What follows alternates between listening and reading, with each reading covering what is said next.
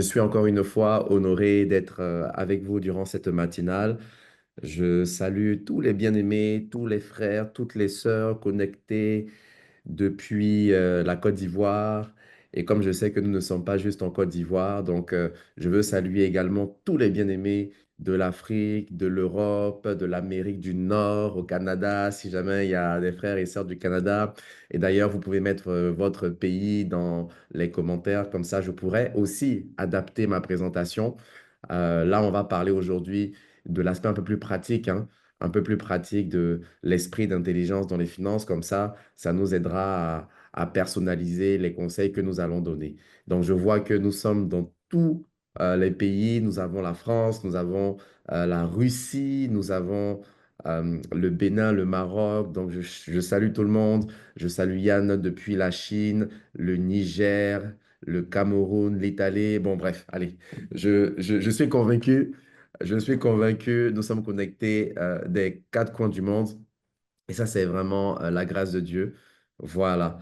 Donc, alors, nous allons juste faire une courte prière pour recommander ce temps entre les mains du Seigneur et nous allons continuer la deuxième partie. Tendre Père, nous te remercions. Nous te remercions pour cette matinale. Merci de nous avoir réveillés. Ce n'est pas le réveil qui nous a réveillés, c'est ta grâce et ta miséricorde.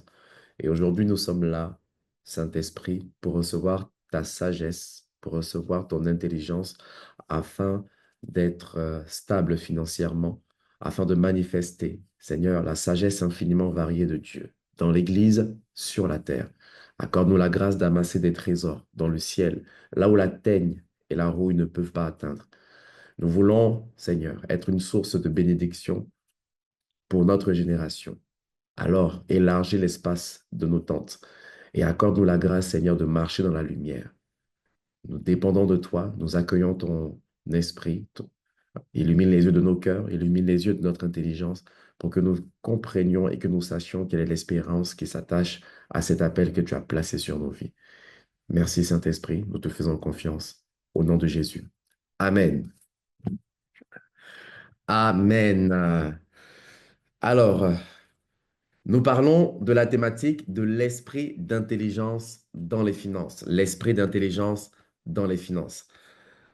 Hier, nous avons parlé de la première définition. Nous avons donné une première définition, à savoir que l'esprit d'intelligence dans les finances est une disposition divine qui nous permet de prendre des décisions financières qui sont alignées avec les principes du royaume de Dieu. Et nous avons donc utilisé le verset de 1 Jean 2, verset 16. Nous avons parlé de la convoitise de la chair, la convoitise des yeux et l'orgueil de la vie. Amen. Et aujourd'hui, on va continuer avec la deuxième définition. Donc, on rentre dans le vif du sujet. La deuxième définition de l'esprit d'intelligence dans les finances, donc vous pouvez noter, c'est établir une stratégie de protection, d'accumulation et de transmission de patrimoine en discernant les saisons de vie. Je répète la définition. Qu'est-ce que l'esprit d'intelligence dans les finances en dehors de l'Église? L'esprit d'intelligence nous pousse à établir une stratégie de protection, d'accumulation et de transmission de patrimoine en discernant les saisons de vie. Les trois mots-clés que vous devez retenir, s'il vous plaît, c'est le mot protection, c'est le mot accumulation et c'est le mot transmission. Donc, je répète encore une fois, il y a trois mots-clés qui sont importants. Stratégie d'accumulation, stratégie de protection et stratégie de transmission de patrimoine. Ecclésiaste 3, verset 1. Nous allons voir un peu. Ecclésiaste 3, verset 1. La Bible dit qu'il y a un temps pour tout, un temps pour toute chose sous les cieux. Il y a un temps pour tout, un temps pour toute chose sous les cieux. Le pasteur Lord avait utilisé ce verset-là, justement pour la gestion du temps. Donc, je ne vais pas lire tout Ecclésiaste parce qu'on peut aller même jusqu'au verset 9 pour comprendre qu'il y a un temps pour rire, un temps pour pleurer, un temps pour semer, un temps pour moissonner, etc. Mais moi, je vais juste utiliser ce premier verset pour nous faire comprendre une certaine réalité. C'est une réalité qu'il faut vraiment tenir compte parce que dans la vie, en fait, il y a des cycles. La vie est faite de saisons. Et chaque saison comprend des forces, des avantages, des droits, des privilèges, OK? Et chaque saison également comporte des challenges. des limitations, des défis. Euh, Chaque saison a ses limitations et a ses restrictions. Alors, je vous donne un peu un exemple. Quand j'étais au Canada, vous savez, au Canada, il y a 4 saisons, hein. C'est pas comme ici, c'est pas comme ici en Côte d'Ivoire où c'est plus ou moins la même température tout le long de l'année. OK? Mais au Canada et dans d'autres pays européens, il y a 4 saisons. Et je me rappelle en hiver, la première fois que je suis arrivé au Canada, on m'a dit, attention, il faut acheter les manteaux dès le mois d'août et dès le mois de septembre comme ça. Moi, j'ai pas fait attention. J'ai pas fait attention parce que je me suis dit, bon, il fait pas encore froid, ça va, la température baisse un peu, c'est vrai, mais il fait pas vraiment trop froid parce que le vrai froid commence à partir du mois de janvier. Donc, quand l'hiver vraiment commence, OK? Et donc, je peux ne pas porter en fait un manteau en septembre parce que la saison de l'hiver n'a pas encore commencé. La saison qui correspond au mois de septembre, c'est la saison de l'automne. OK? Donc, si je n'achète pas, si je ne porte pas un manteau en septembre, je n'aurai pas trop froid. Mais en janvier, si je ne porte pas de manteau, le froid risque de me tuer. Je répète, si en septembre, je suis dans la saison de l'automne, je n'achète pas de manteau, je ne porte pas de manteau d'hiver, je n'aurai pas peut-être trop froid. Ça va. Mais en janvier, si je n'ai pas de manteau, le froid canadien va me congeler et va me tuer. Je sais qu'il y a des Canadiens qui comprennent exactement ce que je suis en train de dire. On a des températures qui peuvent atteindre les -20, les -30 degrés. Des tempêtes de neige de 10, 15, 20 centimètres.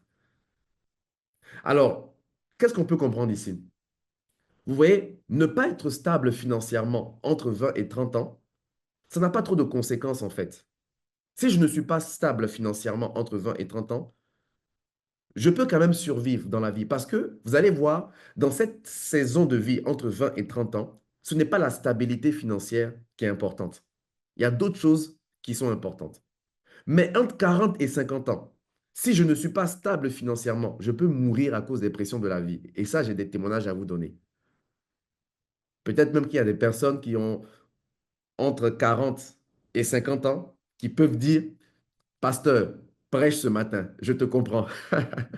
Vous voyez un peu? L'instabilité financière d'une personne entre 20 et 30 ans n'est pas si grave que ça. Mais quelqu'un qui a 45 ans, 48 ans, 50 ans et qui n'est pas encore stable financièrement peut vivre de graves conséquences financières. On va le voir. OK? Ça veut dire que c'est la saison de vie qui impacte les conséquences de ce que tu fais et de ce que tu vis. Donc, avec l'exemple de ce manteau-là, je comprends que c'est très important de discerner les saisons de vie. Il y a un autre aussi point qu'il faut avancer avec l'exemple du manteau, c'est qu'un manteau qui est acheté en septembre coûte moins cher qu'en décembre.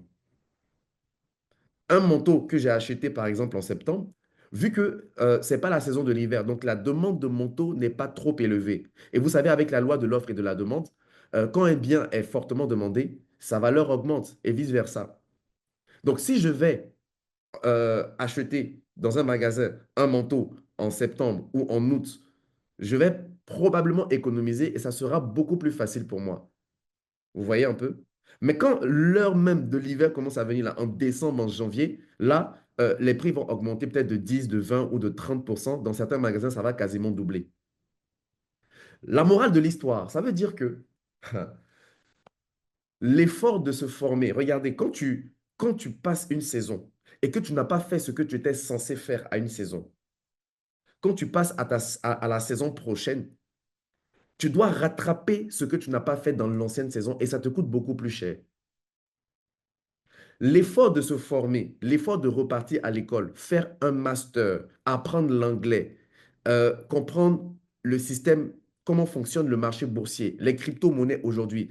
Les personnes qui ont généralement plus de 40 ans sont dépassées par tout ce que je vais expliquer. Les personnes qui ont plus de 40 ans, quand je vais parler de stratégie d'investissement, quand je vais parler de diversification de patrimoine, j'ai fait des masterclass en matière d'éducation financière. Et les personnes qui ont passé l'âge de 40 ans, généralement, elles étaient perdues. C'est trop. C'est trop. Pourquoi? Parce que dans la saison de 40 à 50 ans, vous avez d'autres préoccupations, vous avez d'autres réalités. Et c'est comme si l'effort de se rééduquer, de se mettre à jour, c'est beaucoup plus, ça vous coûte beaucoup plus cher que quelqu'un qui a aujourd'hui 20 ans, 25 ans, et qui peut peut-être se sacrifier plus facilement parce qu'il y a moins de responsabilités familiales, parce qu'il y a moins de stress psychologique, parce qu'il y a moins de pression financière sur dans la vie de ces personnes. Oui, et là, je peux dire, comme Sagui dit, cette parole, il y a 100 clients ici. Vous voyez un peu ce que je veux dire? Donc, dans la saison, si tu manques ta saison, il faut savoir que tu vas devoir rattraper, tu vas devoir rattraper la saison manquée dans la prochaine saison et ça te sera beaucoup plus difficile. C'est une réalité. Vous voyez? Alors, maintenant, comment développer l'esprit d'intelligence dans les finances? La première chose, c'est qu'il faut discerner les saisons de vie. Et ensuite, à chaque saison de vie, il faut comprendre qu'est-ce que nous devons faire et qu'est-ce que nous devons éviter de faire. Alors, hier, j'avais dit que je voulais toucher avec vous les principes de prospérité qui nous aident justement à travailler l'état d'esprit dans la création, dans Genèse. Mais je pense que je vais sauter cette partie. Je vais rentrer dans le côté pratique parce que je sais que on risque, le temps avance très rapidement. Il y a des gens qui avancent le temps ici. Regardez, il est déjà 15, ça fait 15 minutes, le temps a déjà avancé. Miséricorde. Seigneur, aide-nous à être efficaces et à aller à l'essentiel. Bon. Alors, je vous donne maintenant la liste des saisons. OK? Je vous donne la liste des saisons et ensuite, je vais traiter, j'ai promis de traiter trois types de saisons. OK? Donc, on a la première saison de la vie. Première saison de la vie, c'est la saison de la découverte. La saison de la découverte, ce sont des personnes donc, qui sont nées entre 0 et 10 ans. Donc, ce sont des jeunes, ce sont des enfants. C'est la saison de la découverte, 0 à 10 ans. La deuxième saison, c'est la saison de la différenciation. C'est ce que j'ai nommé la saison de la différenciation. C'est de 10 ans à 20 ans. Et d'ailleurs, les saisons sont des décennies, hein, donc ça sera plus simple à retenir comme ça. La saison de la différenciation, c'est la partie de la saison de la vie d'une personne où il cherche à se différencier, à comprendre son unicité. C'est là où on va voir la crise d'adolescence, etc. OK? Donc ça, je passe. La partie qui va nous concerner ce matin, c'est la saison de la construction entre 20 et 30 ans. La saison de la construction entre 20 et 30 ans. Vous allez comprendre pourquoi est-ce que je dis que c'est la saison de la construction. Ensuite, on va parler de la saison de l'expansion entre 30 et 40 ans. La saison de l'expansion entre 30 et 40 ans. Après la saison de l'expansion, donc on rentre maintenant dans 40 et 50 ans, c'est la saison de la consolidation. La saison de la consolidation entre 40 et 50 ans. Ensuite, on rentre dans la saison de la transmission entre 50 et 60 ans.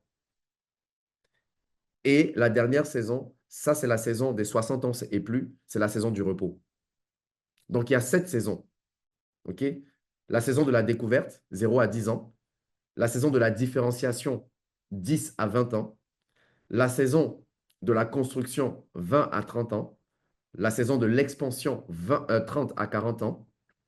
La saison de la consolidation, 40 à 50 ans. La saison de la transmission, 50 à 60 ans.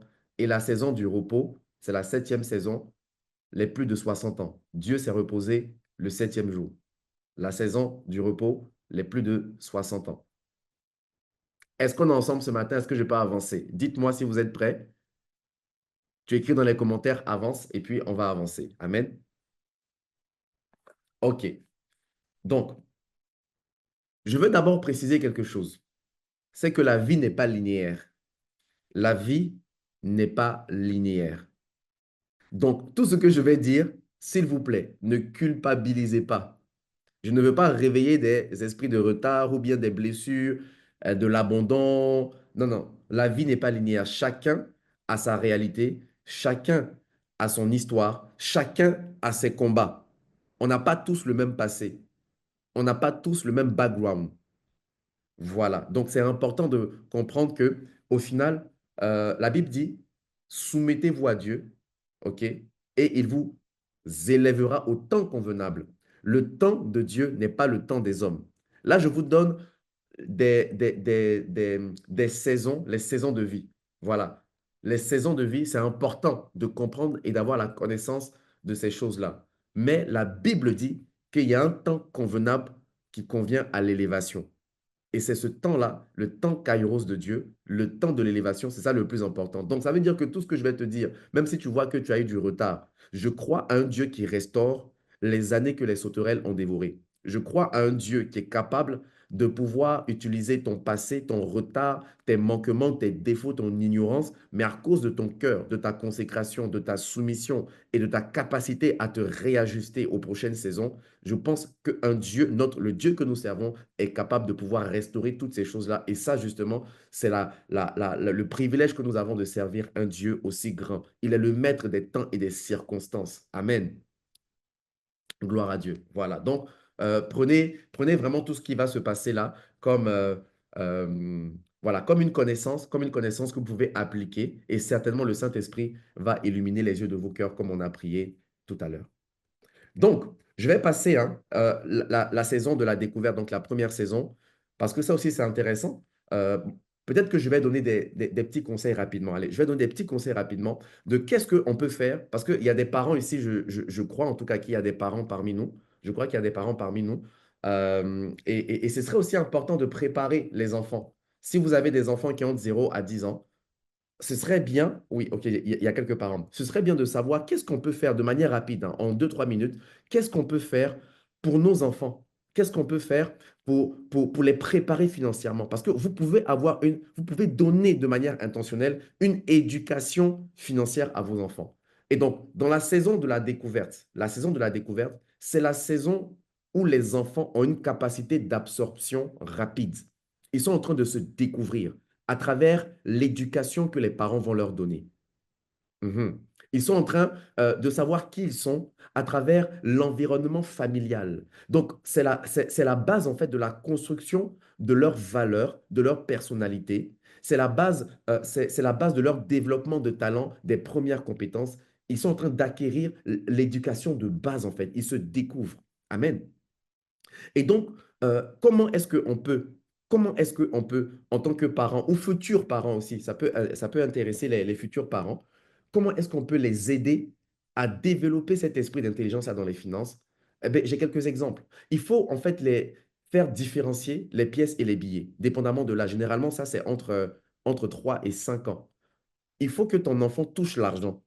Bien-aimé, si tu ne fais pas toucher l'argent à ton enfant très tôt, il va toucher l'argent à l'école. Et tu ne sais pas ce qu'il va faire de ça. Tu ne sais pas ce qu'on va lui dire. Tu peux lui montrer les différentes formes d'argent, les pièces, les billets. Et tu peux lui expliquer que ces billets-là ont des valeurs différentes. Moi, par exemple, un de mes fils, il a 6 ans, il s'en va à l'école. Et puis, il voit qu'il y a des petites commerçantes à l'école qui sont en train de vendre la nourriture, des chips, des bonbons, etc. Et il a envie de manger ça. Il est venu à la maison et puis il a dit, papa, j'aimerais acheter telle chose. Parce qu'à chaque fois, c'est nous qui achetons pour lui. Donc, je lui ai dit, OK, tiens, mon fils, voici, ça, c'est un billet de 500 francs, ça, c'est un billet de 1000 francs, ça, c'est un billet de 2000 francs. Et je lui fais comprendre déjà que les billets n'ont pas tous la même valeur. OK? Déjà, je lui fais comprendre que les billets n'ont pas tous la même valeur. Et je lui dis, si tu vas acheter un bonbon, c'est 500 francs. Donc, 2000 francs, tu peux acheter 4 bonbons. Tu es en train de faire une éducation financière et tu lui donnes l'argent et lui-même, il va acheter et lui, il va prendre la monnaie. Vous voyez? Donc, il faut faire en sorte que les enfants différencient les pièces et les billets. Deuxièmement, il faut donner une tirelire aux enfants. À partir de l'âge de 4 ans déjà, 4 ans, 5 ans, tu inculques la culture de l'épargne. Tu inculques la culture de l'épargne à ton enfant. Et c'est comme ça que, tranquillement, ils vont apprendre les bases de l'économie. Dès que tu leur donnes de l'argent, automatiquement, ah, chérie, tu sais que tu dois mettre une partie dans ta tirelire. Et à Noël, on va casser cette tirelire, et on va prendre un montant. Papa aussi va mettre de l'argent, maman va mettre de l'argent et on va t'acheter des cadeaux. Donner les tirelires aux enfants. Troisièmement, inculquer aussi la culture des offrandes. Je sais que dans plusieurs églises, on permet aux enfants de faire aussi les offrandes. Nous, quand on fait des offrandes, par exemple, annuelles de traversée, on prend les offrandes. de la famille et puis on donne une offrande spécifique à chaque enfant. Allez mettre vous-même votre offrande dans le panier. Vous devez comprendre que vous devez donner à Dieu. Amen. Voilà, donc il y a des petites choses comme ça qui permettent aux enfants tranquillement de se familiariser avec l'argent, de 0 à 10 ans. À partir même de 8 ans, vous pouvez créer un budget pour les enfants. Vous pouvez lui donner une somme hebdomadaire, déjà 10 ans, à 8 ans. C'est pas trop jeune, hein. À 8 ans, tu lui dis, bon, je te donne 10 euros, je te donne 15 euros. Chérie, il faut que tu gères cet argent-là. Tu vois, si tu as envie d'acheter des petits trucs, etc., je te donne cet argent. Et le jour où tu n'en as plus et que tu viens me demander, alors que je t'avais dit que c'était pour la semaine, je t'en donne plus. Donc, il faut expliquer les conséquences. S'il dépense tout son argent de poche, il ne faut pas compenser. Il faut qu'il apprenne la gestion des ressources limitées. Vous voyez? Donc, il y a des petites choses comme ça qu'on peut faire. Donc, je vais passer rapidement cette saison. Mais il faut être intentionnel dans l'éducation financière de nos enfants. Ensuite, il y a la saison de la différenciation. Donc, rapidement. Dans la saison de la différenciation, c'est de 10 à 20 ans. Qu'est-ce qu'on peut faire? L'enfant cherche à se différencier des autres. L'enfant sort généralement un peu plus du cocon familial et il est confronté à un cercle social à l'école. Ok. Il a une crise d'identité. Il se rebelle. Il se questionne sur l'avenir. Il découvre au fur et à mesure le sens de la responsabilité. Il prend des premières décisions. Il veut s'affirmer, etc. D'un point de vue, d'un point de vue financier, qu'est-ce qu'on peut faire? Ça dépend de 10 à 20 ans. OK? Ce qu'il faut faire, c'est qu'il faut accentuer l'importance de lui donner de l'argent de poche. Bien aimé, il y a des gens, j'étais choqué de voir qu'il y a des personnes qui n'ont, il y a des parents qui évitent de donner de l'argent de poche à leurs enfants. Ce n'est pas bien. Il faut donner de la responsabilité. Donner de l'argent de poche, même si c'est 5 000 francs, 10 euros, 15 euros, et ça dépend aussi des besoins, hein. Vous voyez? Il faut responsabiliser les ados, ne pas courir toujours après eux. Il faut, par exemple, aussi faire des jeux éducatifs. C'est-à-dire, il y a des jeux éducatifs qui permettent de stimuler l'intelligence financière. Si tu ne connais pas le Monopoly, hé, Seigneur, on ne peut plus rien faire pour toi. Le Monopoly, les jeux des bandits. Généralement, ceux qui jouaient le Monopoly et qui gagnaient là, c'était des gros marmailleurs. Je vous vois ici. Cette parole, il y a son client dedans aussi. Il y a des jeux éducatifs qui te permettent de déguiser ton sens des affaires.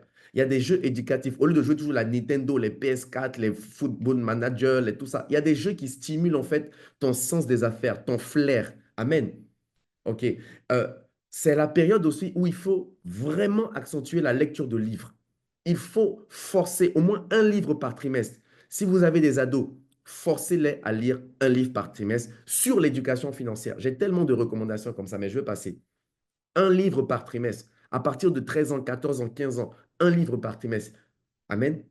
Et puis, c'est finalement la période où tu dois stimuler le sens entrepreneurial de ton adolescent, de ton fils, de ta fille. Ça veut dire que tu vas l'encourager à développer des business, des petits business, vente de nourriture, création d'accessoires, voilà. Donc, il faut vraiment que tu l'aides à développer son sens des affaires. Et finalement, c'est aussi dans cette période-là où tu dois amener ton enfant à faire la différence entre ce qui est actif et passif. Oui, ton enfant à 15 ans, 16 ans, doit déjà savoir c'est quoi un actif dans la vie et c'est quoi un passif. Ce n'est pas dans les cours de comptabilité à l'université que tu vas faire ça. Dès le bas âge, ton enfant doit créer sa première entreprise. Et puis, deuxièmement, ton enfant doit savoir c'est quoi la différence entre un actif et un passif. Amen. Très bien. Donc là, je passe, c'est la saison de la différenciation entre 10 et 20 ans. Maintenant, je rentre dans la saison qui concerne pas mal de jeunes qui sont connectés, la saison de la construction entre 20 et 30 ans. La saison de la construction entre 20 et 30 ans. Voilà, vous voyez, je vois des questions actifs et passifs, c'est quoi? Donc, vous voyez, ça, je vais parler de ça tout à l'heure. OK? Donc, dans la saison de la construction, pourquoi est-ce que je dis déjà que c'est la saison de la construction? Vous savez, bien aimé, que plus on veut aller haut dans la vie, plus on prend le temps d'aller profond dans nos vies. Je répète, plus on veut aller haut dans la vie, plus on prend le temps de creuser les fondations. La solidité d'un édifice dépend de la qualité des fondations. Cette tranche d'âge-là est cruciale justement pour poser les fondations d'une stabilité financière future. C'est la période durant laquelle tu te bombardes d'un système de pensée, de créativité, d'excellence. C'est une période tellement cruciale parce que si tu ne le fais pas, je le dis encore, si tu ne le fais pas durant cette tranche d'âge, tu vas devoir faire du rattrapage plus tard et ça sera un peu plus compliqué. Pas impossible, mais un peu plus compliqué. Vous voyez? Donc, c'est la période de la construction. C'est le moment d'être soi-même maître de son destin en acquérant le bon système de pensée sur les finances, premièrement, en investissant de manière intelligente. Pourquoi? Parce que nous avons un faible niveau de responsabilité familiale. Entre 20 et 30 ans, crois-moi, même si tu as un enfant, tu n'as pas beaucoup de responsabilités familiales. Au fur et à mesure que l'âge va évoluer, tu vas voir que ta situation est totalement acceptable et légère par rapport aux prochaines saisons de vie.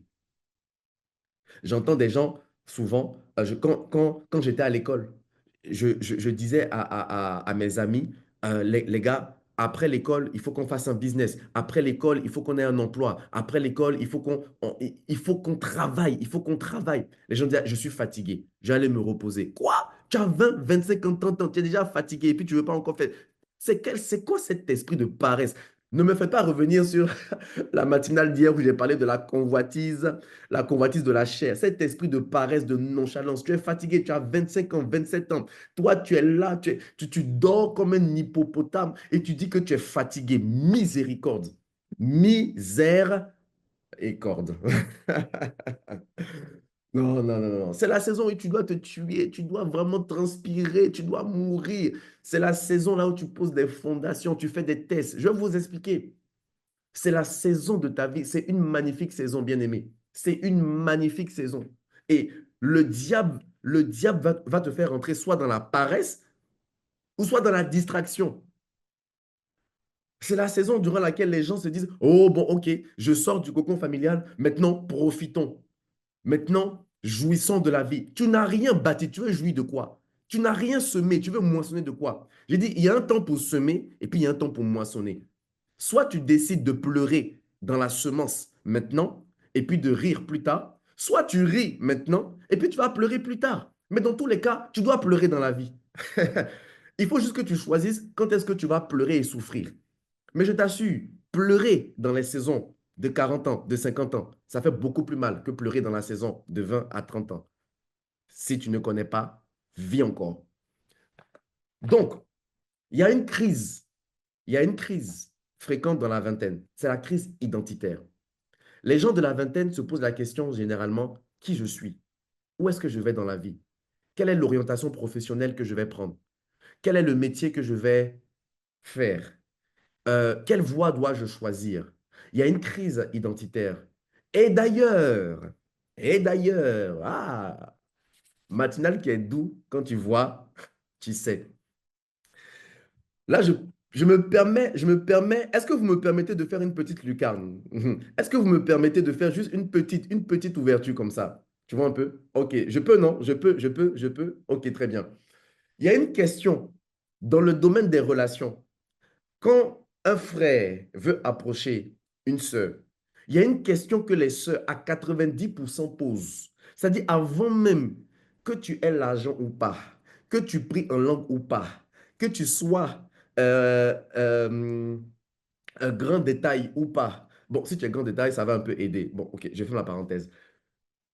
Toutes les sœurs à 90, 95%, elles vont poser une question. Vous voyez, vous-même, vous avez mis la question. Il y a une question fatidique, il y a une question inévitable. La question, c'est, quelle est ta vision?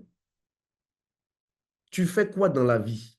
C'est pas tu as l'argent. Ça, c'est un esprit de pauvreté, miséricorde. C'est, quelle est ta vision? Tu fais quoi dans la vie? Tu veux faire quoi dans la vie?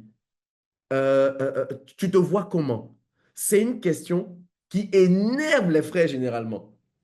Quand une sœur te pose cette question-là, toi-même, tu as envie de t'enterrer. Parce que justement, tu es dans une phase de ta vie où toi-même, tu te cherches. Donc, tu demandes à quelqu'un qui se cherche, tu fais quoi dans la vie? Il te dit, s'il te dit la vérité, il va te dire qu'il se cherche. Maintenant, s'il te dit la vérité, toi, tu as le bas. Tu as dit, mais toi, tu es un peu, tu es un vaurien, en fait. Mais quelqu'un qui a un 20 et 30 ans, la vérité, c'est il n'est pas encore complet. Amen. C'est une question qui cause des traumas. C'est une question qui cause des blessures. C'est une question où il y a beaucoup de menteurs dedans. Il y a des hommes qui vous disent ce que vous voulez entendre parce qu'ils n'ont pas envie d'avoir honte devant vous. Oui, je sais de quoi je parle. Mais la réalité, c'est qu'on est en construction. Tu peux savoir là où tu vas, mais la réalité, c'est que c'est encore flou. Amen. Je crois qu'il est possible d'avoir une vision très précise de la part du Seigneur entre 20 et 30 ans. Mais je crois que cette vision se précise au fur et à mesure par la grâce de Dieu. Amen.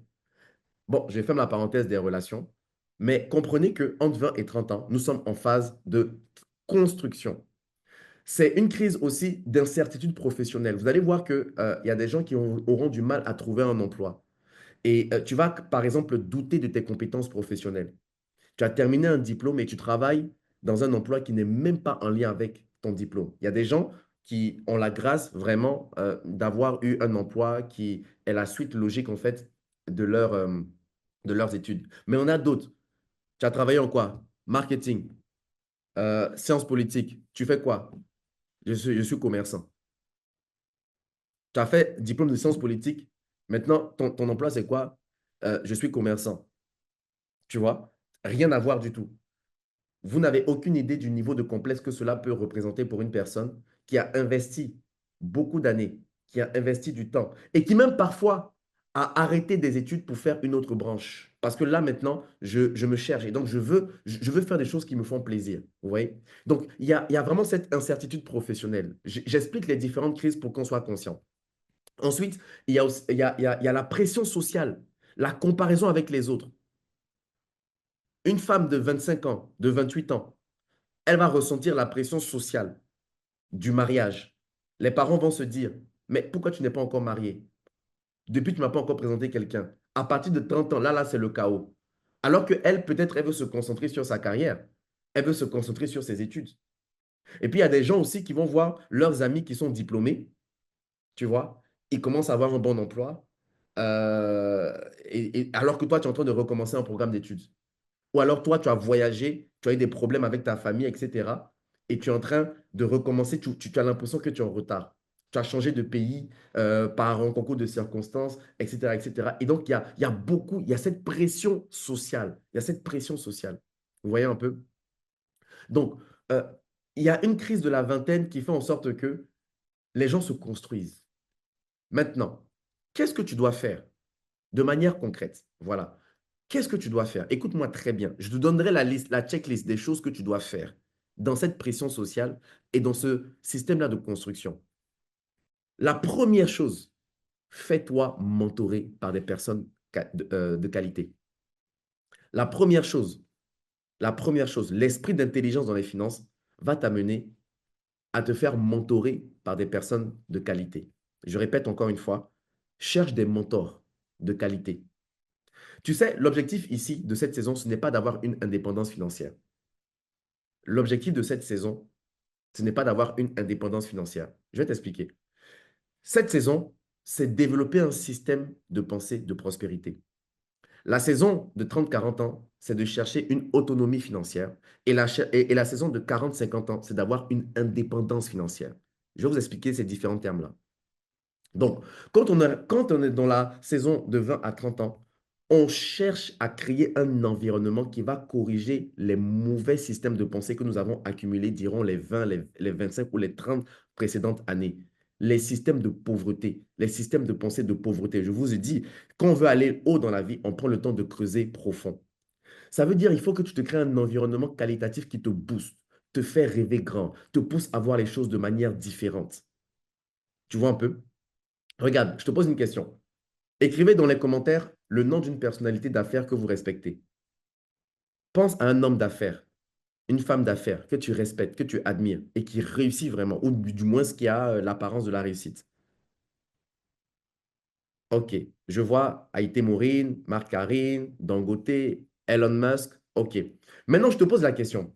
La personne que tu viens de noter là, la personne que tu viens de mentionner, imagine que Tu as deux choix. Soit cette personne te donne 10 millions de francs CFA, donc l'équivalent c'est 15 000 euros pour t'aider à avancer dans la vie, et puis elle te laisse. Donc choix numéro un. Choix numéro un, c'est elle te donne l'argent, 10 millions de francs CFA, 15 000 euros environ, et puis elle te laisse. Choix numéro deux, c'est toi, tu dois lui donner 10 millions de francs CFA, donc 15 000 euros, pour qu'elle te mentore pendant un an. Donc, tu travailles pour elle à crédit. Ou bien elle te dit, va chercher de l'argent pour que je te mentore pendant un an. Dis-moi, tu vas choisir quoi? Le numéro un ou le numéro 2? On ne ment pas dans la présence de Dieu. Je vois beaucoup de deux. J'ai dit, on ne ment pas dans la présence de Dieu. Dieu voit ton cœur. Seigneur, fais capture d'écran de toutes les réponses. Et puis prends ça à témoin au nom de Jésus. La plupart La plupart des personnes à qui j'ai parlé, généralement, c'est le numéro un. Pourquoi? Parce qu'il faut que je paye mes études, parce qu'il faut que je commence un business, parce qu'il faut que je voyage, parce que. Et d'ailleurs, ils vont se dire, mais comment moi je dois payer quelqu'un pour être mentoré? Normalement, c'est lui qui doit me payer puisque j'ai investi de mon temps. Vous voyez? Bien aimé, c'est la période de ta vie où tu dois comprendre en fait la puissance de la connaissance par le mentorat. J'ai tellement de choses à te dire que je ne peux même pas le faire à cause du manque de temps. Tu vois? Là, regarde, il est déjà 40. Miséricorde. Qui a avancé l'heure? Et regarde, je donne un témoignage rapide. Après, on va passer dans la prochaine saison. Lorsque j'avais 20 ans, 21 ans comme ça, j'étais au Canada. Je suis allé aux États-Unis. Je n'avais pas d'argent. Je cheminais avec ma femme, donc qui était ma fiancée à l'époque. On a dépensé près de 2,5 millions de francs CFA. Donc, l'équivalent, c'est 5 000 $ canadiens. On a dépensé près de 5 millions, près de 2,5 millions de francs CFA, 5 000 $ pour aller aux États-Unis pour assister à une conférence de développement personnel. Il y avait les Donald Trump, il y avait des grands conférenciers, John Maxwell, pour ceux qui sont dans le domaine, qui connaissent un peu. Et pour moi, je vous assure, à l'instant T, c'était une grosse dépense, une perte de temps. On est parti pendant presque une semaine. On est parti dans différentes villes des États-Unis avec des amis. Et je vous assure, lorsque je suis sorti de cela, lorsque j'ai terminé ce voyage-là de conférence personnelle, mon esprit a été ouvert. J'ai entendu des témoignages qui m'ont boosté, qui m'ont stimulé. C'est ce voyage-là qui m'a permis de réussir plus tard, 2 ans plus tard, mon premier entretien d'affaires, plutôt mon premier entretien d'embauche dans une banque. J'ai réussi mon premier entretien d'embauche dans une banque. Pourquoi? Parce que lorsque j'ai fait ce voyage, j'ai développé l'audace et le sens de la vision. On m'a posé la question à la fin de l'entretien. Le gestionnaire me pose la question. Il me dit, Fabrice, comment tu te vois dans 10 ans? Dans 10 ans. J'ai quoi? J'ai 22 ans. Il me demande comment tu te vois dans 10 ans. J'ai expliqué comment est-ce que je me voyais dans 10 ans. Et ce n'est pas tout. J'ai dit, euh, il m'a posé une question, pourquoi est-ce qu'on devait, la fameuse question, hein, pourquoi est-ce qu'on toi, on doit te prendre par rapport à une autre personne? J'ai expliqué, j'ai fait des recherches sur la banque. J'ai dit, voici mon avantage concurrentiel. Vous n'avez pas d'influence auprès des jeunes immigrés qui viennent ici au Canada étudier. Moi, je suis un jeune immigré. Je connais leur réalité. Je connais leurs défis. Je connais leurs challenges. J'ai fait des voyages aux États-Unis. J'ai le sens des affaires. Je sais comment parler. Je sais comment convaincre. Et d'ailleurs, voici mon plan pour dans les 6 prochains mois. Comment est-ce que je vais attirer des clients de ma zone? Comment est-ce que, avec la visibilité que j'ai, je vais vous réussir à... J'ai fait un speech, mais tout ça, en fait, j'ai appris lors de ce voyage. J'ai appris l'art du closing rapide, être concret, être efficace.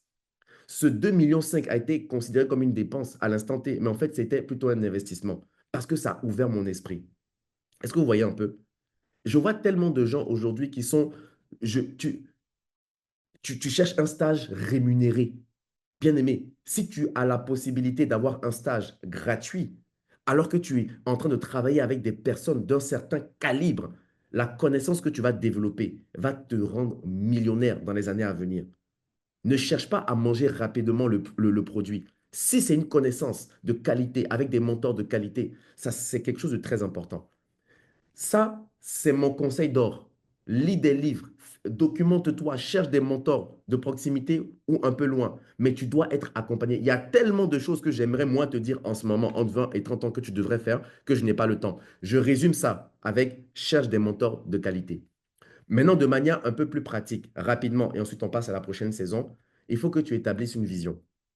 Conçois ce que tu veux être et faire et avoir dans tous les domaines de ta vie, dans le domaine spirituel, dans le domaine du leadership, dans le domaine des relations, dans le domaine des finances, etc. C'est le moment où tu dois établir ta vision. Oui, même si elle n'est pas trop claire, mais il faut que tu aies quand même quelques pièces du puzzle. Prends le temps de creuser à l'intérieur de toi. Quelles sont tes aspirations? Quelles sont les causes pour lesquelles tu veux mourir sur la terre? Quelle est ta passion? Quelles sont tes passions? Quelle est l'influence que tu veux que ta vie dégage? Quel est le message que tu voudrais qu'on dise de toi lorsque tu ne seras plus de cette terre?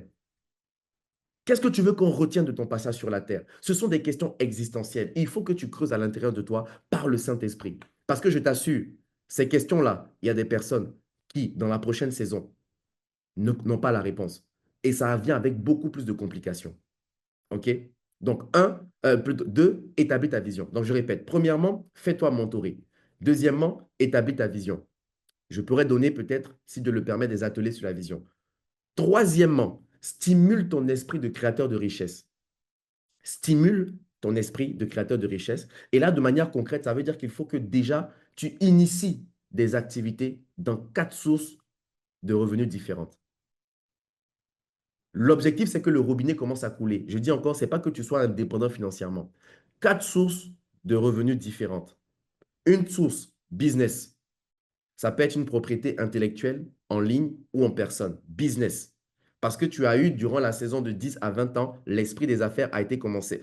Tu as commencé déjà à t'intéresser sur le domaine des affaires. Donc, un, business. Deux, tu dois avoir un bien immobilier. Tu dois du moins commencer à investir dans un bien immobilier. OK? Trois, à la bourse. Et quatre, un talent. Un, business. Deux, immobilier. Trois, bourse. Quatre, talent. Je vais expliquer ça un peu plus en détail au niveau de la saison de 30 à 40 ans parce que ça va servir. Quatrièmement, maîtrise ton budget. Il faut que tu maîtrises ton budget. Suis à la lettre tes entrées et tes dépenses.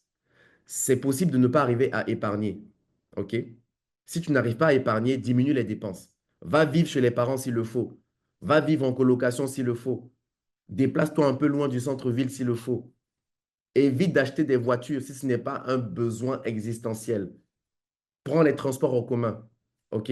Coupe les Uber, les Yongo, les abonnements, Netflix, Amazon Prime. Coupe les choses qui ne sont pas nécessaires et vitales pour toi. Oui, il faut que tu te sacrifies dès maintenant. J'ai dit, soit tu pleures dans la souffrance dans cette saison pour rire plus tard, ou soit tu ris maintenant et plus tard, tu vas pleurer. Il faut parfois savoir reculer pour mieux prendre son élan. Dernier conseil, développe les compétences recherchées par les métiers d'avenir. J'ai dit que cette saison, c'est une saison de formation.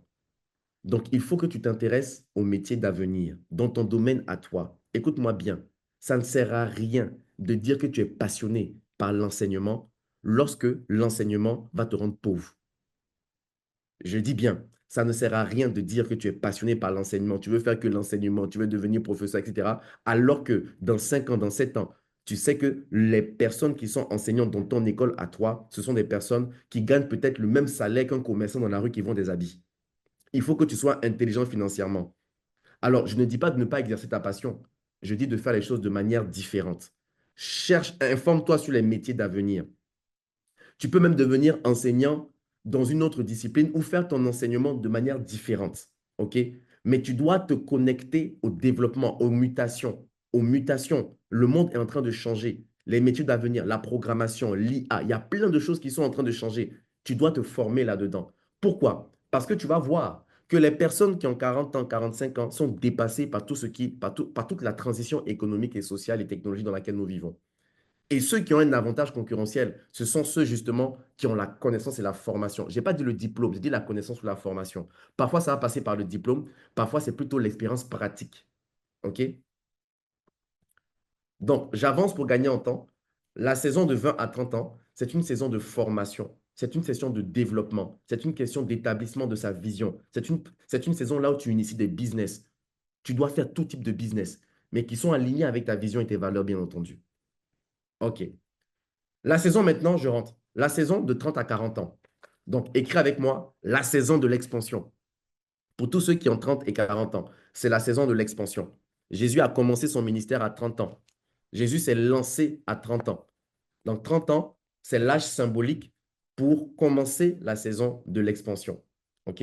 Alors, c'est une saison durant laquelle on est en quête de liberté financière, ou plutôt d'autonomie financière. Voilà. On cherche son autonomie financière, mais il y a des crises. L'une des principales crises, c'est le burn-out professionnel. Mhm. L'une des principales crises, c'est l'épuisement mental. L'une des principales crises, c'est la détresse psychologique. Alors, il y a des statistiques qui ont prouvé que les personnes qui sont âgées entre 30 et 45 ans sont les personnes qui sont moins enclines à prendre du repos ou à reconnaître les signes d'épuisement. On va voir beaucoup de burn-out. Le burn-out, c'est l'épuisement professionnel. OK? Je vais vous expliquer tout à l'heure. Je vais vous expliquer tout à l'heure pourquoi. Alors, euh, les gens de la trentaine ont une ambition très élevée. Il y a un fort désir et une pression de performer. Ce sont des gens qui vont être des managers, des cadres, des ingénieurs. Il y a l'envie de réussir rapidement, pousse à faire toujours plus, souvent au détriment de leur bien-être. Il y a des gens qui vont travailler de 7 heures à 20 heures, 7 heures à 20 heures en semaine. Et le samedi, ce n'est pas suffisant. Il faut que tu fasses un business. Il faut que tu sois actif, etc. Donc, c'est la pression de la vie où ton niveau d'énergie est le plus haut, en fait, parce que tu veux réussir. Il y a un fort désir, en fait, de prouver, de s'accomplir, euh, de se réaliser, en fait, tu vois. Et pour certaines personnes, c'est un peu le contraire. C'est que vous allez vivre un sentiment de stagnation professionnelle, une perte même de motivation parfois, et même une envie de reconversion. J'ai rencontré un client de 35 ans, cadre supérieur, dans une entreprise techno. Euh, il se sent pris au piège dans un travail qu'il déteste. Environnement de travail très toxique. Mais comme ça paye bien, il ne peut pas quitter ce travail. Donc, le piège, en fait, c'est de rester dans un système d'engrenage qui fait en sorte que on se détruit mentalement, mais on s'enrichit financièrement. C'est aussi, en fait, le risque de travailler sans stratégie, puisqu'on court après l'argent au lieu de bâtir une vision à long terme. C'est pour ça qu'il y a des gens qui sont dans la quarantaine, là, tu vois, ils ont une frustration de ne pas avoir assez de réalisation d'actifs, malgré le fait qu'ils ont une année, ils ont des années d'expérience. Je vous parle avec beaucoup d'expérience, enfin, avec beaucoup de cas. Les gens de la quarantaine, ils vont voir une autre crise.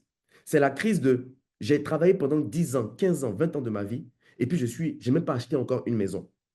J'ai l'impression d'avoir travaillé pour les autres, mais même pas pour moi. Je suis frustré. C'est pour ça qu'il y a une envie de changement. Vous allez voir les gens de la quarantaine, eux, leur crise va être double parce qu'ils vont voir des enfants qui avancent en âge, qui sont des adolescents, et ils doivent gérer la crise des adolescents et leur crise à eux. OK, donc je reviens un peu sur la saison de 30 à 40 ans, la saison de l'expansion. Donc, il y a cette charge-là aussi familiale qui est pesante. Il y a cette charge familiale qui est pesante parce qu'on doit commencer maintenant à fonder une famille, on doit commencer à s'occuper des enfants, euh, euh, et les parents commencent à être vieillissants. Et les parents commencent à nous demander de l'aide, ou à moins nous aider, ou à nous carrément nous demander de l'aide. Ils ne vont pas savoir que pour toi, tu es endetté. Eux, dans leur esprit, voilà, tu travailles, tu es entrepreneur, tu es à l'étranger, etc. Donc, il faut que tu nous aides. Vous voyez? Donc, il y a une pression familiale de la famille et même parfois même de la belle famille. Vous voyez? OK. Maintenant, de manière concrète, qu'est-ce qu'il faut faire? Qu'est-ce que l'esprit d'intelligence nous amène à faire dans cette saison de 30 à 40 ans? Premièrement, écoute-moi bien, il faut que tu fasses un bilan patrimonial approfondi. Il faut que tu fasses un bilan patrimonial approfondi. C'est quoi un bilan patrimonial? C'est un bilan de tes états financiers. Vois-toi comme une entreprise. Une entreprise, tu vois, on parle d'autonomie financière. Donc, une entreprise, tu as ta valeur nette. Donc, toi, en tant qu'individu, je ne peux pas te dire exactement ce que tu dois faire parce que, comme je vous l'ai dit, vous avez une situation personnelle et unique. OK? Mais il faut que tu fasses un portrait, un bilan. Quels sont mes actifs en date d'aujourd'hui? Qu'est-ce que j'ai épargné? Dans quoi j'ai investi? Quels sont mes actifs? Les actifs, c'est tout bien qui te procure des revenus. J'ai vu une question qui a été posée. C'est quoi un actif? Un actif, c'est tout bien qui te procure un revenu. Un passif, c'est toute chose qui te crée de la dépense.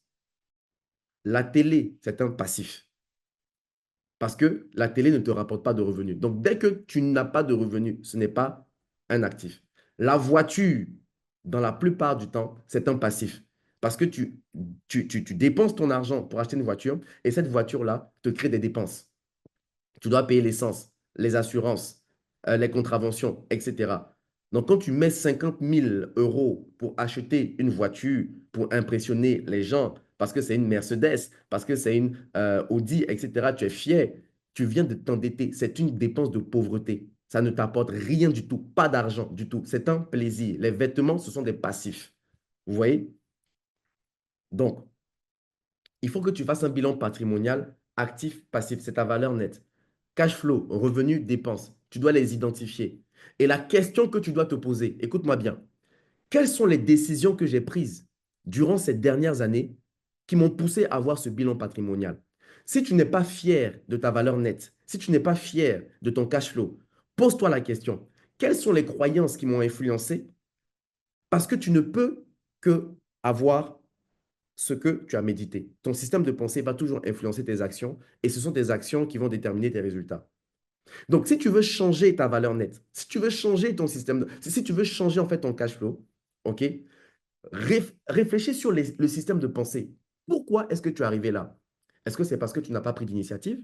Est-ce que c'est parce que tu as eu tellement peur? Est-ce que c'est parce que tu t'es investi dans des business foireux où tu as perdu de l'argent? Donc, ça veut dire que tu t'es pas suffisamment éduqué. Donc, tu vois, tout ce que j'ai dit dans la saison de 20-30 ans là, et même dans la saison de 10-20 ans, tu dois revenir. Comment savoir, comment bien investir, comment s'éduquer financièrement. Pourquoi est-ce que j'ai tellement dépensé mon argent dans les choses d'autrui, etc. Tu dois faire une mise à jour. OK? Donc, j'avance. Premièrement, faire un bilan patrimonial. Deuxièmement, il faut que tu redéfinisses maintenant ta vision. Donc, pour toi, tu dois avoir une vision. Et elle doit être beaucoup plus détaillée. 1 an, 5 ans, 10 ans. Projette-toi. Fixe-toi des objectifs. On peut parler d'objectifs SMART, spécifiques, mesurables, atteignables, réalistes, temporels. OK? Je n'ai pas le temps de parler de ça, il me reste 5 minutes. Je vais avancer. Ici, il faut maintenant que tu penses à protéger ta famille avec des assurances. Il faut que tu souscrives à différents types d'assurances. Assurance vie, assurance maladie, assurance décès, parce que je vous ai dit, il y a une forte pression familiale. Les engagements commencent à monter. OK? Donc, il faut que tu penses à souscrire à une police d'assurance. Ou alors, tu peux avoir, par exemple, un fonds d'urgence. Là, la nécessité d'avoir un fonds d'urgence pour toi est très importante. Parce que dès que tu es malade, si tu ne travailles pas pendant, regarde, hein, imagine, tu n'as pas, pendant même 2 mois, tu n'as pas de revenus. Que va devenir ta femme? Que va devenir ton mari? Que va devenir ton enfant ou tes enfants si tu as des enfants en 30 et 40 ans? 2 mois de privation de revenus, imagine un peu le chaos. Ne dis pas l'Éternel est mon berger, je ne manquerai de rien. J'entends souvent des chrétiens qui sont très spirituels qui disent non, non, non, Dieu me protège. Bon, si Dieu te protège, pourquoi est-ce que tu fermes la porte de ta maison à clé quand tu dors? Miséricorde. Pourquoi est-ce que quand tu conduis ta voiture, tu mets la ceinture de sécurité? Pourquoi est-ce que quand tu prends la moto, tu mets un casque? L'Éternel est ton berger. Ne ferme pas, s'il te plaît, ne ferme pas la porte de ta maison à clé. Habite dans des quartiers précaires. Et puis ouvre la porte de ta maison et dis que l'Éternel est mon berger, je ne manquerai de rien. Bien-aimés, soyons sages. Amen. Soyons sages. Donc, revois ta stratégie d'assurance. Revois ta stratégie d'assurance. Et là, il faut faire très attention maintenant à ton budget en éliminant les dépenses. Là, je m'adresse à quelqu'un. Tu es dans la trentaine. Mon frère, ma soeur, pendant presque 5 ans, 10 ans, 15 ans de ta vie, tu as dépensé. Tu as vu là où ça t'a mené. Si tu es dans ce cas-là et que tu n'es pas fier, tu es même très frustré du faible niveau d'investissement que tu as. Tu es très frustré quand, par exemple, ta femme ou ton mari ne peut pas t'offrir certaines choses qui te font plaisir parce que vous êtes très asphyxié financièrement. Vous voyez? Regardez les erreurs. Prenez, en fait, tirez des leçons constructives des erreurs du passé et arrêtez de vivre au-dessus de vos moyens. Arrêtez. Moi-même, vous savez que moi, je rentre dans l'intelligence financière, même dans les offrandes, hein. Est-ce que tu sais qu'on peut faire des offrandes sacrificielles là, des offrandes. Tu ne fais pas les offrandes n'importe comment. Tu planifies tes offrandes. Tu planifies. Il y a une stratégie de planification dans les offrandes. Oui, tout doit être ordonné, structuré. Amen. OK. Donc, ça, c'est pour les personnes de 30 à 40 ans. Et je termine, il me reste 5 minutes, je termine avec les personnes maintenant de 30, de 40 à 50 ans. Les personnes qui sont dans l'âge de 40 à 50 ans, OK? 40 à 50 ans, c'est la saison, j'ai dit, de la consolidation. C'est la saison de la consolidation. La saison de la consolidation. Alors, ici, vous avez une crise, généralement, c'est l'impression de passer à côté de votre vie. Vous avez l'envie de changer radicalement, de quitter un emploi. J'ai une cliente de 45 ans qui était au Canada, elle était cadre dans la même banque que moi. Vous savez ce qu'elle a fait? Elle a quitté le Canada pour aller s'installer en Asie, envie de changer, de découvrir autre chose, de nouveaux challenges. De nouveaux challenges. Elle était bien payée, mais elle était asphyxiée. Pourquoi? Parce que les enfants, vous voyez, les enfants vont rentrer progressivement. euh, dans une phase d'autonomie, ils vont quitter les parents. Les besoins sont plus pressants, les besoins de la génération inférieure et de la génération supérieure. Les 40-50 ans, ce sont des générations, on va dire, sacrifiées sandwich. Les parents ont très besoin d'eux parce que là, soit ils sont en train de décéder ou soit ils sont vers la phase de décès. OK? Et les enfants aussi ont très besoin d'eux. Ils veulent aller maintenant dans des écoles privées. Ils veulent aller à l'université. Et donc, ils ont vécu de 30 à 40 ans. Ils ont vécu pour les autres. Et là, de 40 à 50 ans, ils réalisent en fait que, mais il me reste 10 ans pour prendre ma retraite. Il me reste 10 ans aussi pour prendre ma retraite. Et qui va s'occuper de moi? Donc, j'appelle ça la génération sandwich. C'est aussi la génération durant laquelle, c'est la saison durant laquelle il y a des crises conjugales, divorce tardif, lassitude, impression d'avoir perdu une connexion émotionnelle. Il y a un vide affectif qui se crée si les enfants sortent. OK? Il y a les premiers signes de vieillissement également chez eux. Fatigue accrue, maladie chronique, toutes ces choses-là. OK? Donc ici, c'est le moment, de manière concrète, hein, de manière concrète, c'est le moment où vous devez renforcer votre patrimoine. OK? J'ai oublié de dire, j'ai avancé rapidement à cause du temps. Dans la saison, dans la saison de 30 à 40 ans, il faut impérativement que tu achètes un bien immobilier locatif.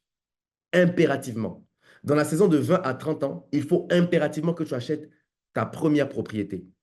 Donc, de 20 à 30 ans, tu dois être propriétaire. Ou alors, tu dois investir dans quelque chose qui te donne un titre de propriété, même si tu n'es pas propriétaire habitant. 20-30 ans, fixe-toi l'objectif, devenir propriétaire. 30 à 40 ans, tu rentres maintenant dans les immeubles locatifs. OK? Tu rentres dans au moins un bien locatif. OK? Maintenant, 40 à 50 ans, tu renforces ton patrimoine. Et comment est-ce que tu vas renforcer ton patrimoine? Parce que c'est la saison de la consolidation. Ça veut dire que tout ce que tu as acquis, tu dois maintenant le consolider. Ce n'est plus le moment où tu dois prendre des risques. Ce n'est plus le moment où tu dois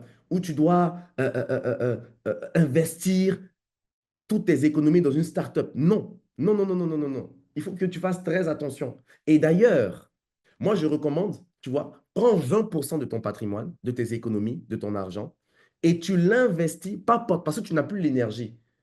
Généralement, vous allez voir les papas et les mamans de la quarantaine, vous allez voir, vous êtes très sollicités par vos petits-neveux, par les enfants de vos amis qui sont diplômés, ils sont dynamiques, ils viennent tout le temps avec des idées et cherchent justement du financement pour démarrer des entreprises, pour faire des choses. Vous êtes très sollicités.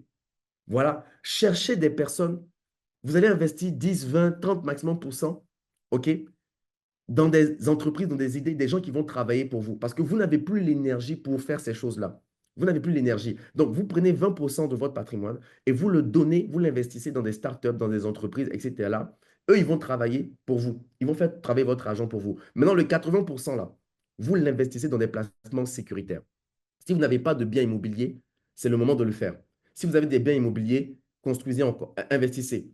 Investissement locatif, des terrains, ou alors à la banque directement, des fonds équilibrés. des fonds qui sont conservateurs, pas des investissements spéculatifs, pas des actions, etc. Des fonds qui sont bien diversifiés et qui sont équilibrés. OK? En tout cas, faites tout type d'investissement qui sont équilibrés. Un niveau de risque qui n'est pas... Parce qu'il vous reste 10, 15, 20 ans maximum avant de préparer votre retraite. C'est le moment dans la quarantaine de réduire les dettes. Dette zéro, plus de dettes. Faites tout pour éviter les dettes. J'ai oublié de dire, dans la saison de 30 à 40 ans, apprenez à dire non. Je répète une fois. Dans la saison de 30 à 40 ans, apprenez à dire non. Ne soyez pas responsable de la souffrance des gens. Oui, surtout pour nous qui sommes des Africains. Je sais que c'est un sujet qui est très sensible, mais dans cette saison-là, il faut absolument dire non. Vous devez vous prioriser. Vous devez faire attention à vous, vos besoins personnels. OK, donc j'avance rapidement. Voilà, donc je termine. Pour la saison de 40 à 50 ans, vous devez donc apprendre à renforcer votre patrimoine, réduire les dettes et préparer votre retraite. Vous devez avoir une stratégie de préparation de retraite. Faites des plans financiers. Dans 10 ans, dans 15 ans, je prends ma retraite. Est-ce que j'ai un fonds de pension? Si je travaille pour le public, qu'est-ce que ça va me donner? Si je travaille pour une entreprise privée, est-ce que j'ai un fonds de pension privé? Si j'ai des investissements locatifs, je fais une projection de revenus. Quand est-ce que les crédits immobiliers sera complètement payé? Est-ce que je ne peux pas peut-être faire de l'effet de levier pour acheter un autre bien immobilier? Vous voyez, donc vous êtes dans la préparation de la retraite parce que vous n'allez plus avoir de revenus. Donc, c'est la période de la conscientisation, la conscience. Amen. Voilà, donc on a terminé. Euh, les différentes saisons, vous voyez, il y a tellement de choses, il y a tellement de choses à faire, mais j'ai essayé d'être le plus global pour toucher ces 3 saisons qui sont assez importantes dans la construction de notre patrimoine. Donc j'ai dit, vous voyez, c'est la construction du patrimoine, la protection du patrimoine et la transmission. Vous allez voir que dans la prochaine saison, dans la prochaine saison, 50 à 60 ans, c'est la saison de la transmission. Généralement, les parents qui sont dans la cinquantaine, qui approchent la soixantaine, ils sont dans la transmission de valeurs. Ils s'investissent maintenant même avec leurs petits-enfants. Transmission de valeurs, transmission de connaissances, transmission de patrimoine, etc. Et puis quand on a dépassé l'âge de 60 ans, on est plus maintenant dans le repos. Amen. Voilà. Bien entendu, ce que je vous ai expliqué, je l'ai dit, c'est la réelle, c'est une théorie. OK? Je sais que ça peut aider, ça peut ouvrir des lumières, mais tout dépend de la réalité de chaque personne, de la condition de chaque personne. Alors, nous allons juste prier le Seigneur et rendre grâce à Dieu pour cette matinale-là, afin que le Saint-Esprit continue à nous parler, clarifier les choses que nous devons corriger. Amen. Alors, Seigneur, nous te bénissons. Merci pour la grâce que tu nous as accordée ce matin de recevoir ta pensée, les différentes saisons de vie que nous devons avoir, que nous devons négocier. Permets, Seigneur, que toute personne qui se sent en retard, permet qu'il y ait une accélération. Tu es le Dieu qui accélère. Tu es le Dieu qui restaure. Tu es le Dieu qui rachète. Accorde-nous la grâce, Seigneur, de mettre l'emphase sur les points spécifiques que nous devons travailler, ô Dieu, pour avoir une certaine stabilité financière. Nous te faisons confiance, Saint-Esprit. Je te recommande la vie de toutes ces personnes qui ont été connectées, toutes ces personnes qui ont besoin d'une lumière, d'un éclairage, d'une sagesse pour pouvoir, selon sa réalité, selon sa condition, développer son autonomie financière et atteindre sa liberté financière. Nous dépendons de toi, Saint-Esprit, que toute la gloire revienne au Père, la grâce de Jésus et la communion de l'Esprit soit avec nous. Ensemble, on dit Amen.